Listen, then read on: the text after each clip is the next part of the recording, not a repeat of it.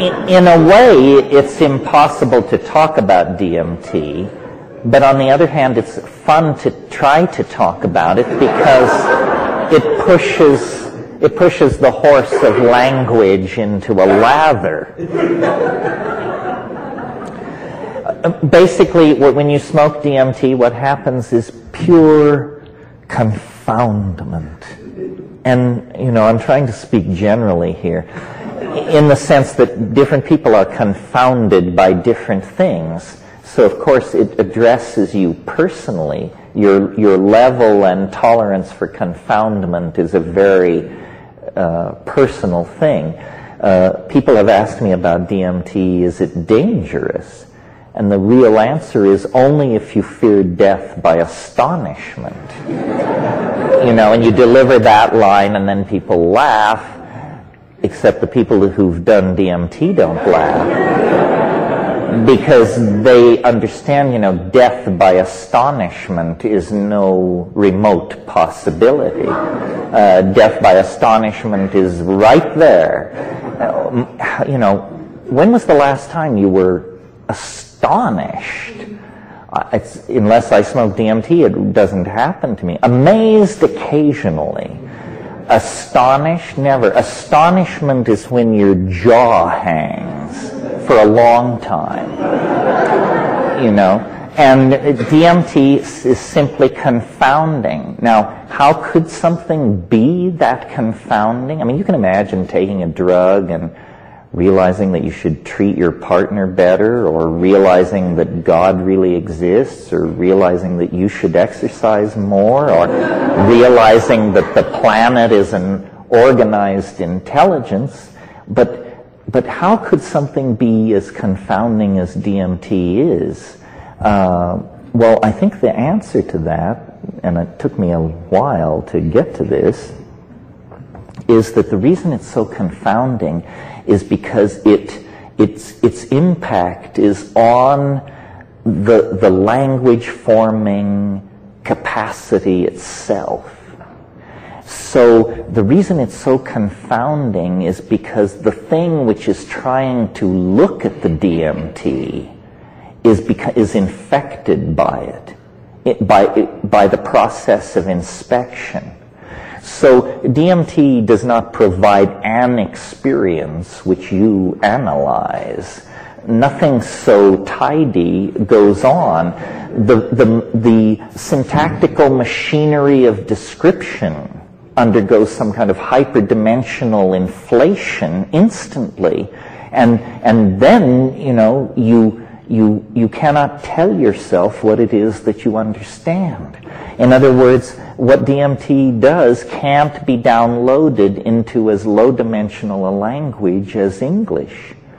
And so you're like, I remember a B movie I saw when I was a kid, and it was set somewhere in Mexico, and there was a big swamp, and there was a dinosaur in the swamp, and at one point this campesino who encounters the dinosaur comes rushing out of the swamp, and the patron of the ranch is there, and this terrified guy is there in this serape, and he can only point to the forest and sort of make a croaking sound, and that's what English allows you to do with the experience of DMT. You just come down a sputtering mess. If it works, you just come down saying, my God, it's not what I thought it was. This is after you've done it 20 times.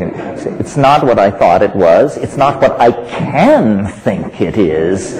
It's something, and to me, it's a miracle, because my intellectual arrow and how I brought myself up in terms of all these things was, I am a rationalist.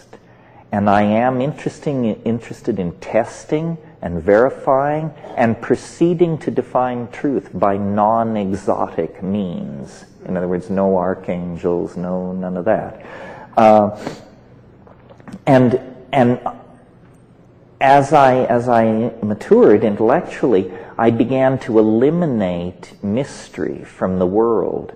I'd look into some spiritual discipline, conclude, no, that's a bunch of crap. I'd go to some teacher, conclude, no, this guy is a weasel. I sought the weird, but with an attitude of critical skepticism. And I assumed blithely that with this flashlight I would soon prove there were no elves out there in the darkness. Turns out, no. This is the way to proceed, because stuff which is malarkey will be exposed as malarkey instantly. You just go to the guru and say, what can you show me? And if the guy wants you to sweep up around the ashram for a dozen years or so, you say, no, I'm out of here. But when you get to DMT, it delivers. It delivers. It is as strange as anything can be. It is, it is not only stranger than you suppose as you sit here, it is stranger than you can suppose. And what makes me wild about this is we're not talking about something that you have to go 500 miles up a jungle river and live with primitive people and study techniques for 30 years and control. We're talking about something which, if I had a pipe loaded with it in my hand, each one of you would be 30 seconds away from what I'm talking about. Well, you've tripped, and you lived in Paris, and you went to Trebizond, and all these things, but nothing like this ever descended. But it's so near. It's not attained by practicing tantric techniques or building up it's none of that. It's just near, very near. One toke away is this absolutely reality-dissolving, category reconstructing, mind-boggling possibility. And I feel like this is a truth that has to be told. I'm like the campesino running out of the swamp and saying, over here, the orange thing, do that. All right, that's enough about DMT. You got to take hold here. Thank you very, very much. Thank you.